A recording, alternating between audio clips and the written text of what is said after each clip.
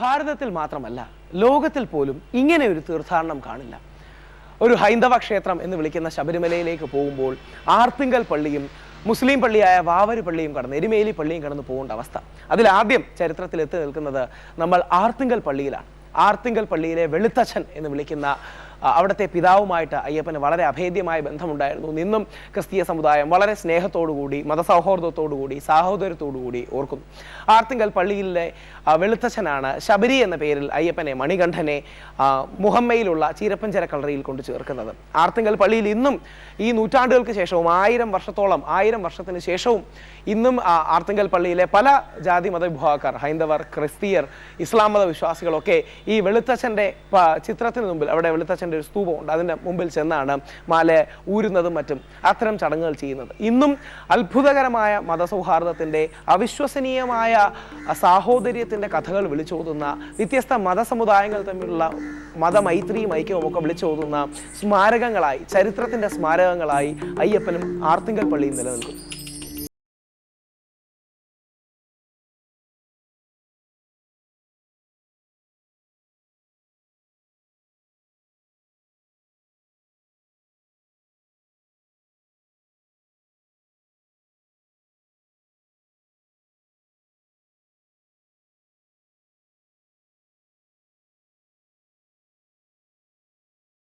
അർത്തുങ്കൽ പള്ളിയിലെ വെളുത്ത എന്ന വൈദികനുമായി അയ്യപ്പൻ സ്ഥാപിച്ച സാഹോദര്യ ബന്ധമാണ് ഇന്നും അയ്യപ്പ ഭക്തന്മാരെ ഈ ക്രിസ്തീയ ദേവാലയത്തിന്റെ തിരുമുറ്റത്ത് എത്തിക്കുന്നത്.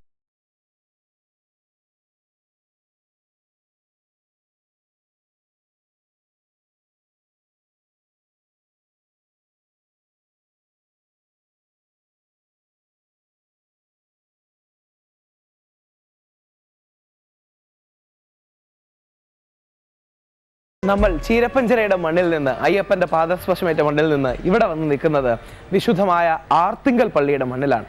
ആർത്തിങ്കൽ പള്ളിക്ക് അയ്യപ്പനുമായിട്ടുള്ള ബന്ധം ചരിത്ര പ്രസിദ്ധമാണ്.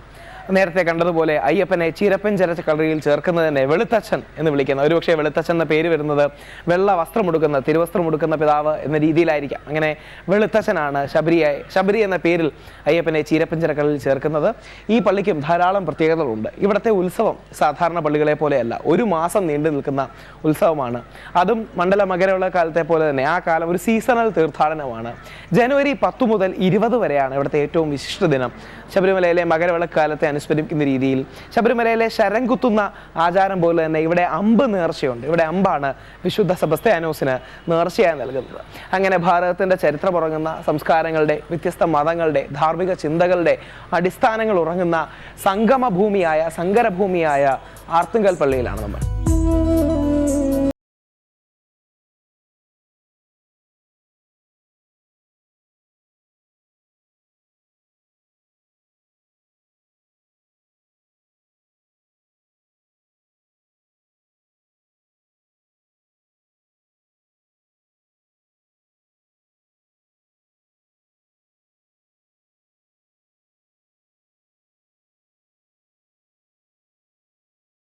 ഇവിടുത്തെ പ്രധാന വഴിപാടുകളിലൊന്നാണ് അമ്പ് നേർച്ച. ആ അമ്പ് നേർച്ച വഴിപാടിലേക്കാണ് നമ്മൾ പോകുന്നത്. തിരുസ്വരൂപത്തിൽ അമ്പും വില്ലും അടക്കമുള്ള കാര്യങ്ങൾ ചെയ്യുന്ന ഇതാണ് അമ്പ് നേർച്ച എന്നറിയപ്പെടുന്നത്.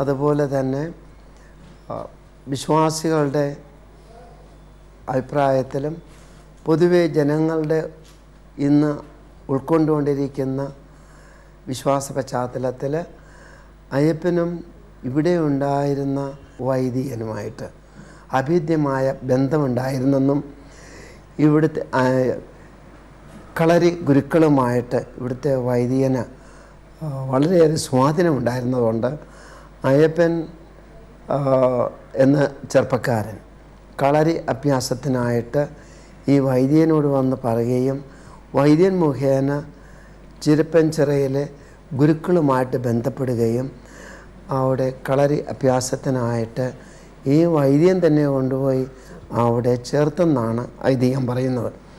പിൽക്കാലങ്ങളിൽ ഈ അയ്യപ്പൻ കൊട്ടാരത്തിൽ നിന്നും തിരിച്ചു വരുമ്പോഴൊക്കെ ഇവിടെ സന്ദർശിച്ചിരുന്നെന്നും ഈ അച്ഛനുമായിട്ടുള്ള ബന്ധം സുദൃഢമാക്കിയതുമായിട്ടാണ് ചരിത്ര പഴമകൾ